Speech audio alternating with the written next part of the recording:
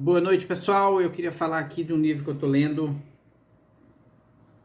Night Shift, do Stephen King.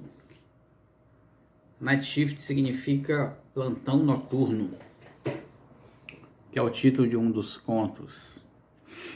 E estou lendo em inglês, o inglês do Stephen King, no geral é fácil, ele descreve muito, tem algumas, às vezes eu tenho que usar um dicionário para algumas descrições, mas eu acho que está indo bem.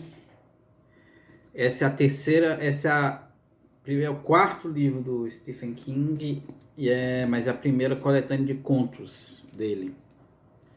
Ele publicou esse livro logo depois do Iluminado, o romance. E a expectativa da editora, inclusive, era que o livro não vendesse, já que livros de contos em geral não vendem. Mas por isso a editora imprimiu uma tiragem baixa e depois teve que imprimir correndo mais porque o livro se esgotou. É uma coletânea de contos muito, muito forte. Os contos são muito bem escritos. Eles são a primeira fase do Stephen King, quando ele era, eu não sei dizer exatamente a palavra que eu quero, mas eu não quero usar a palavra visceral, porque eu acho isso uma palavra tão clichê, mas eu vejo muito, o que eu acho mais interessante nesses contos é que eles têm cor local, eles são ambientados em sua grande maioria no Maine, né, que é a região onde o Stephen King, né, morava na época e mora até hoje. Então eles têm um regionalismo, inclusive no modo como os personagens falam, que eles falam em inglês meio local, que eu acho fascinante, muito fascinante mesmo. Mas o modo como Stephen King escreve é com senso de cena. Então você não vê muito aqui o narrador interferindo, né? É uma obra regional com certa cor local, mas você não tem aquela figura do contador de histórias que é muito comum em literaturas mais regionais, né? Você pensa assim, a pessoa ao redor da fogueira, aí tem o cara falando. Não, é bem cena, como se fosse filme, bem cena de filme mesmo, bem focado nos personagens. Eu não terminei de ler ainda, eu tô aqui, meu marcador, tá? Marcador especial, tô aqui, já li isso,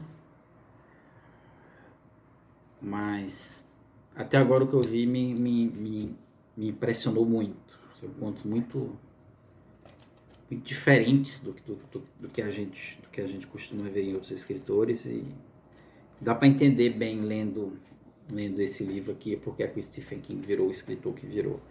O meu único porém em relação a esse livro não tem nada a ver com a qualidade do livro, é que